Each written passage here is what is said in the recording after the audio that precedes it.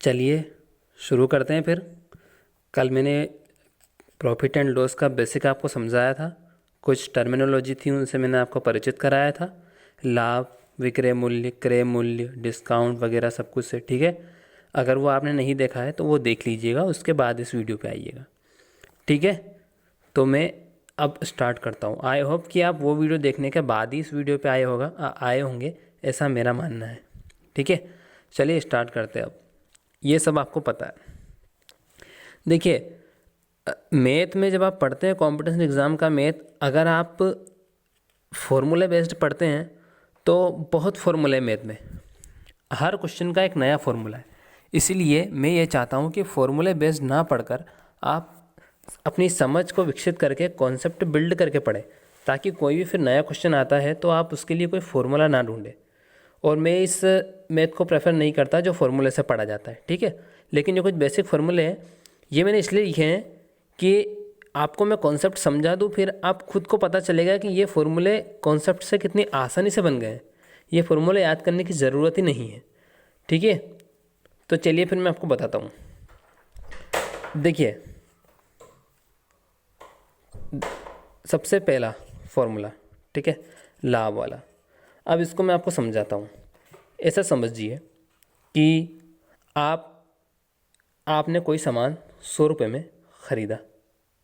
ठीक है, अब आप उस सामान को 120 रुपये में बेच रहे हो।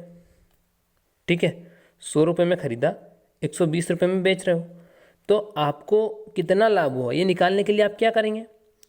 जाहिर सी बात है, आपने 120 में बेचा और 100 में ख़रीदा, तो आप 120 में से 100 घटा रहे हो।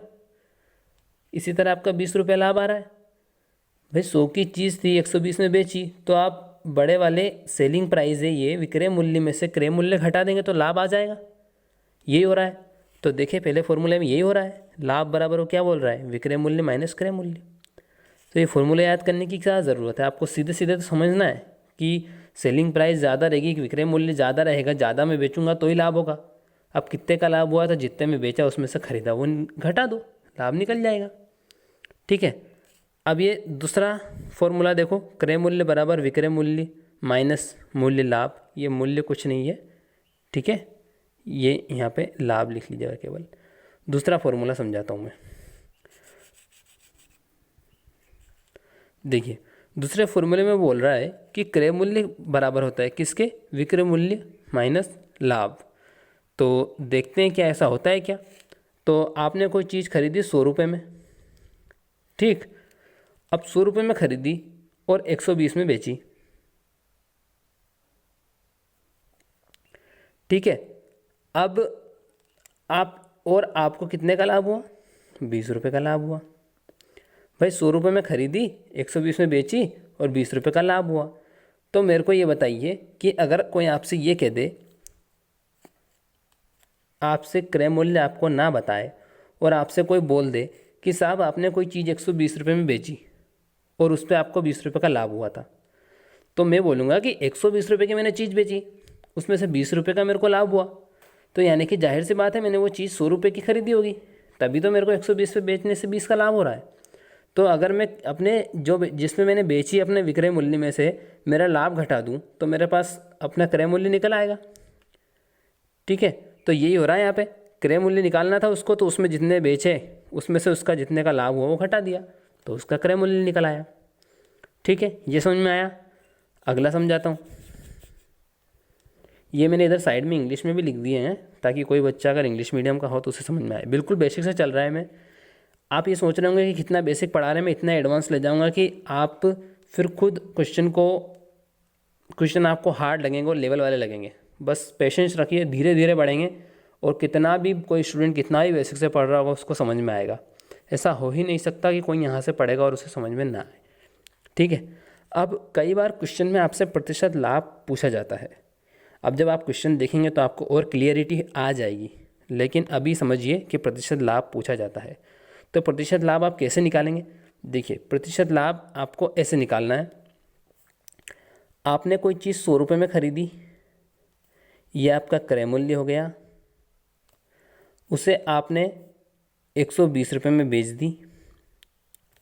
ठीक है, अब आपसे पूछ रहा है कि प्रतिशत लाभ बताइए। ठीक है, तो आप इस फॉर्मूले में रखो, उससे भी निकल आएगा, लेकिन मैं फॉर्मूले से तो आ ही जाएगा, लेकिन मैं आपको अलग बताता हूँ, आप खुद समझ जाएंगे फॉर्मूले में क्या हो रहा है। तो देखिए 100 रुपये की चीज़ थी, 120 में बेच दी।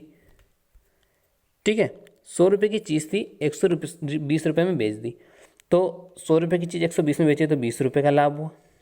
ठीक हुआ, ठीक है। अब ये लाभ आपको कितने पे हुआ? जब भी आप लाभ प्रतिशत निकालें या हानि प्रतिशत निकालें तो आपको हमेशा नीचे क्रय मूल्य ही रखना है। ये बात ये एक कॉन्सेप्ट, ये एक मैथ का रूल है, सबसे बेसिक वाला रूल, कि लाभ और हानि प्रतिशत कभी भी निकालेंगे तो वो क्रय मूल्य पे ही निकालेंगे, नीचे हमेशा क्रय मूल्य आएगा। तो 20 रुपये है, 20 के नीचे कितने पे है 20 रुपये का लाभ हुआ मेरे को? 100 पे 20 रुपये का लाभ हुआ, 100 क्रय मूल्य है। बस ये आपका लाभ आ गया, ये आपका, आपने क्वेश्चन को जमा लिया। अब इसको आपको परसेंटेज में बदलना है तो आप 100 का गुणा कर देंगे। बस 100 का गुणा करा तो 100 से 100 कैंसिल हो गया, 20% बच गया। परसेंटेज में बदलने के लिए 20 से गुणा किया तो आई एम श्योर आप समझ गए होंगे, ईजी है। एक बार और समझिए, 100 रुपये की चीज़ 120 में बेची, 20 रुपये का लाभ हुआ, कितने पे हुआ? 100 रुपये पे हुआ। इसको मेरे को प्रतिशत लाभ चाहिए था, इसलिए मैंने प्रतिशत बनाने के लिए 100 का गुणा कर दिया, 20% मेरा आंसर आ गया। ईजी है, ठीक। तो ये फॉर्मूले जो यहाँ पे अभी स्क्रीन पे जो लिखे हैं वो मुझे लगता है आपको क्लियर हो गए होंगे बहुत अच्छे से। अगर नहीं हुए हो तो आप डबल इस वीडियो को रिपीट कर सकते हैं। ठीक है, नेक्स्ट, अब ये हानि वाला, अभी लाभ वाले पढ़े थे अब हम हानि वाले पढ़ते हैं। ठीक है, तो चलिए अब इसमें ये फॉर्मूला समझाता हूँ। देखो, मैं, आपने कोई चीज़ 100 रुपये में ख़रीदी, उसको आपने 120 रुपये में बेच दिया। सॉरी, अब हम हानि वाला कर रहे हैं। ठीक है, ये तो हमने पहले करा था, अब समझिए हानि वाला। 100 रुपये में आपने कोई चीज़ खरीदी, आपने उसे 80 रुपये में बेच दी। 100 में खरीद के 80 में बेची, क्या हो रहा है? हानि हो रही है। कितने की हो रही है? 20 रुपये की हानि हो रही है। तो मैंने हानि निकालने के लिए क्या किया? अपने क्रय मूल्य में से अपनी अपने क्रय मूल्य में से अपने विक्रय मूल्य को घटा दिया। भाई 100 रुपये में खरीदा था, 80 में बेच दिया। 100 रुपये क्रय मूल्य, 80 विक्रय मूल्य। तो क्रय मूल्य में से विक्रय मूल्य यानी कि 100 में से 80 घटाऊंगा तो मेरे को 20 निकल आएगा। क्या? हानि, 20 रुपये की हानि है वो। पहला फॉर्मूला क्लियर होगा इस चीज़ से। दूसरा फॉर्मूला, आप फॉर्मूले को समझने पे ध्यान मत दीजिए, कॉन्सेप्ट समझने पे ध्यान दीजिए। ठीक है, ये फॉर्मूले कुछ नहीं है, ये ऐसे ही करोगे आप हवा में क्वेश्चन। दूसरा फॉर्मूला समझाता हूँ मैं आपको। आपने 100 रुपये में कोई चीज़ खरीदी, 80 रुपये में बेच दी। ठीक है, अब आपको कोई बंदा ये बोल दे कि कोई बंदा आपको क्रय मूल्य ना बताकर ये बता दे कि आपने कोई चीज़ 80 रुपये में बेची थी, उस पर आपको 20 रुपये की हानि हो गई। मेरे को क्या बोल दिया किसी ने? मेरी बेची हुई कीमत बता दी 80 रुपये पे, 80 रुपये, और मेरी हानि बता दी कि आपने एक सामान था आपके पास, भाई आपने उसे 80 रुपये में बेचा था और उस पर आपको 20 रुपये की हानि हो गई थी। तो मैं बोलूँगा यार 80 में बेचा था, 20 रुपये की हानि हो गई, यानी कि वो मेरी चीज़ तो फिर 100 रुपये में बिकनी थी अगर मेरे को बराबर में पड़ना था तो इसका मतलब मेरे को घाटा गया, इसीलिए 20 रुपये की हानि हुई। तो मैं क्या करूँगा, अपनी सेलिंग प्राइस और अपनी हानि दोनों को जोड़ दूंगा, यानी कि इतनी की वो चीज़ थी क्रय मूल्य। तो देखिए क्रय मूल्य कब आता है? जब आप विक्रय मूल्य और आपकी हानि को जोड़ देते हैं। समझ में आया? ठीक है, जो तब भी आपको थोड़ा डाउट लगे तो आप रिपीट कर लीजिएगा। ऑनलाइन क्लास का यही फ़ायदा है कि आप पीछे जा सकते हैं, पीछे जाके वापस दोबारा देखिएगा, आसानी से समझ में आएगा। ठीक है, अब प्रतिशत हानि पहले जैसा ही, आपने कोई चीज़ 100 रुपये में ख़रीदी थी, 80 रुपये में बेची थी, तो आपको 20 रुपये का नुकसान हुआ। कितने पे हुआ? मैंने बोला था क्रय मूल्य हमेशा नीचे, 100 रुपये पे हुआ। इसको परसेंटेज में बदल लिया तो 100 का गुना कर दिया, तो यहाँ भी 20% आंसर आया। इजी है। कितने की हानि कितने पे हुई, परसेंटेज बदलने के लिए 100 का गुना। ठीक, क्लियर? तो अब सारे कॉन्सेप्ट बिल्ड हो चुके हैं, सारे कॉन्सेप्ट क्लियर हो चुके हैं। अब मैं आपको टाइप वाइज क्वेश्चन कराऊंगा, 3 से 4 पार्ट में और लाऊंगा और सारे टाइप कवर कर दूंगा। प्रॉफिट एंड लॉस फिर कभी आपको कहीं से पढ़ने की ज़रूरत नहीं पड़ेगी, आप चाहें तो नोट्स भी बना सकते हैं। ठीक है, चलते हैं।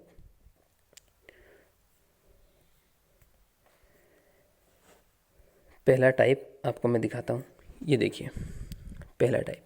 अगर आप पहले से तैयारी कर रहे होंगे तो आपने इस तरह के क्वेश्चन कई बार देखे होंगे, लेकिन अगर आप पहली बार कहीं से मैथ पढ़ रहे होंगे तो आपने ये क्वेश्चन पहली बार देखे होंगे।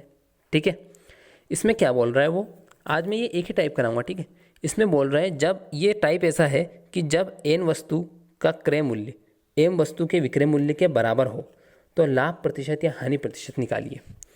तो ये टाइप है। ठीक है, तो ये टाइप है।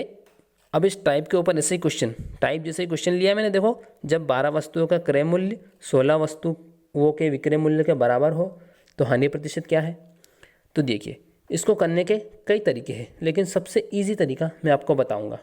इसके आपको एग्जाम उसमें बुक में फॉर्मूले भी मिल जाएंगे। ठीक है, लेकिन वही बात, फॉर्मूला नहीं, कंसेप्ट समझो। देखो 12 वस्तुओं का विक्रय मूल्य, तो मैं मानता हूँ कि एक वस्तुओं का विक्रय मूल्य था, मैं विक्रय मूल्य को एस पे लिख देता हूँ। ठीक है, मेरे को थोड़ी आसानी रहेगी। तो एक वस्तु का विक्रय मूल्य कितना हो गया, सेलिंग प्राइस, ये हो गया ये एक ही। ठीक है, तो फिर 12 वस्तु का क्रय मूल्य, आई एम सॉरी थोड़ा बहुत ज़्यादा ही मिस्टेक हो गया, थोड़ी सी मेरी बात मत सुनिएगा, वापस से देखिएगा। 12 वस्तुओं का क्रय मूल्य, तो एक वस्तु का क्रय मूल्य कितना हो गया, सीपी, एक सीपी। तो 12 वस्तुओं का क्रय मूल्य 12 सीपी। ठीक है, एक वस्तु का एक सीपी तो 12 वस्तुओं का 12 सीपी यानी कि क्रय मूल्य। इसी तरह वो कह रहा है कि 16 वस्तुओं के विक्रय मूल्य के बराबर हो। 16 वस्तुओं के विक्रय मूल्य के बराबर है कौन सा, ये वाली चीज़, यानी कि ये वाली चीज़। तो ये वाली चीज़ है 16 वस्तुओं के विक्रय मूल्य का। तो एक चीज़ का मूल्य कितना, एसपी, केवल विक्रय मूल्य 16 का 16 विक्रय मूल्य। ठीक है, अब इसको जमा लिया। अब मैं कुछ नहीं करता हूँ, ये सीपी ये एसपी को यहाँ पे ले आता हूँ और ये 12 को यहाँ पे ले आता हूँ। तो ये ऐसा बन जाएगा, सीपी के नीचे जाएगा एसपी और बराबर ये 16 है, इसके नीचे ये 12 आ जाएगा। समझ में आ रहा है, 12 गुणित सीपी इज इक्वल टू 16 गुणित एसपी। मैंने किया तो सीपी और के नीचे में एसपी को लाया और 16 के नीचे में 12 को ले गया। अब देखिए आपको कॉस्ट प्राइस दे रखी है 16 और सेलिंग प्राइस दे रखी है 12, यानी कि आपको क्रय मूल्य दे रखा है 16 और आपको विक्रय मूल्य दे रखा है 12। अब आपको हानि प्रतिशत, लाभ प्रतिशत सब कुछ निकाल सकते हैं। तो आप यहाँ से इजी कह सकते हैं कि सर क्रय मूल्य 16 था, विक्रय मूल्य 12 है, तो जाहिर सी बात है हानि हुई। आपने 16 की चीज़ 12 में बेच दी। कितनी हानि हुई, 4 रुपये की हानि हुई। कितने पे हुई, मैंने कहा था क्रय मूल्य नीचे लेना है 16 और परसेंटेज बदलने के लिए 100 का गुना। इसे सोल्व कर लेंगे आप तो आपका आंसर आ जाएगा। इसे सोल्व करके भी दिखा देता हूँ मैं।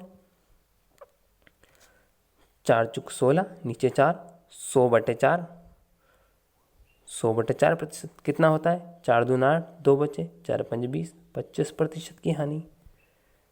ठीक, ये हो गया इस टाइप का पहला क्वेश्चन। एक और क्वेश्चन ले लेते हैं जिसमें आपसे लाभ हो सकता है, लाभ प्रतिशत पूछा होगा। एक क्वेश्चन और ले लेते हैं, देखिए समझिएगा आसानी से इस क्वेश्चन को। जब 25 वस्तुओं का क्रय मूल्य, तो 25 वस्तुओं का, अब इसको हिंदी में समझा देता है। 25 वस्तु का क्रय मूल्य 25 गुणित क्रय मूल्य, ठीक, बराबर 20 वस्तुओं का विक्रय मूल्य। ठीक, अब ये क्रय मूल्य के नीचे विक्रय मूल्य को ले आऊँगा, तो ये क्रय मूल्य नीचे विक्रय मूल्य और ये 20 के अपॉन में इस 25 को ले जाऊँगा। तो अब देखिए आपके पास क्रय मूल्य है 20 और विक्रय मूल्य है कितना, सॉरी ये 25 है।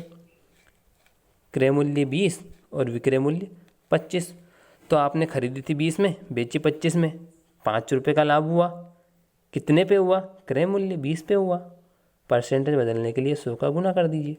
इसको सोल्व करके दिखाऊं तो 20 500 5 बार 50 25% का लाभ, ये इस तरह से। ठीक है, तो क्लियर हुआ।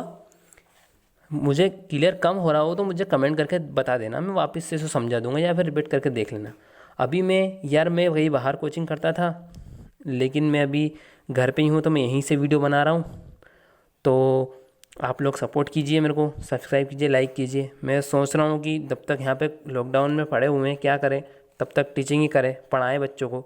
वैसे भी मैं कोचिंग में भी पढ़ा रहा था, लेकिन क्या करें, कोरोना लग गया। ठीक है, तो सब्सक्राइब कीजिए, लाइक कीजिए, और मैं बेहतर तरीके से आपको समझाने की कोशिश करूँगा। ठीक है, अभी मेरे को टाइम कम मिल रहा है क्योंकि कई सारी एग्ज़ाम्स की डेट आ चुकी हैं, तो मुझे उधर भी अपनी प्रिपरेशन भी करनी पड़ती है, इसलिए थोड़ा टाइम कम मिल रहा है। ठीक है, बाकी बहुत सारे क्वेश्चन लाएंगे अपन और बहुत सारा पढ़ाएंगे। ठीक है, बाय फिर।